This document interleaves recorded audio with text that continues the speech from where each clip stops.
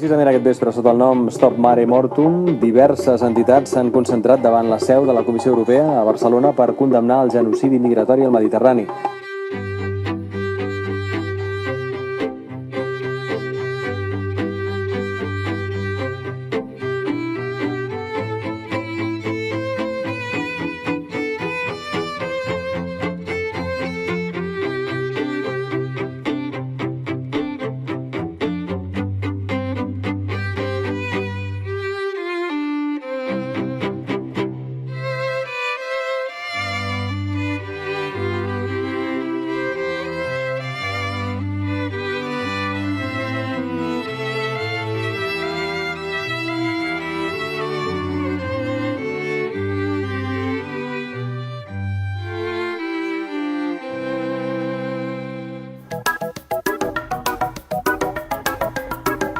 L'arribada constant d'immigrants a les Canàries té desbordats els centres d'acolliment d'aquestes illes. Per això el govern espanyol ha presentat un nou centre, amb tot l'aspecte d'educació, per cert, que farà aquesta funció.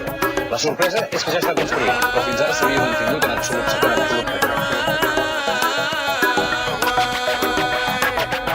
Els centres d'internament d'estrangers de Tenerife estan desbordats. Més de 3.400 persones conviuen en un centre dissenyat per a 1.500. El projecte va ser dissenyat amb el màxim secret. La seva estructura interior, amb pavellons separats per homes i dones, recorda més aviat una presó que no pas un centre d'atenció humanitària. Considera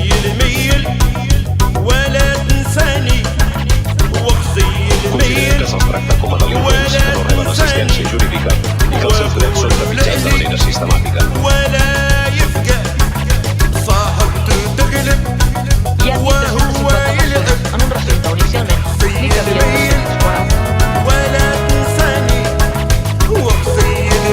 Van passar ahir matí quan un centenar de persones van ocupar les dependències del centre d'internament d'estrangers de la zona franca. En unes condicions inhumanes i indignes que vulneren els drets humans i socials.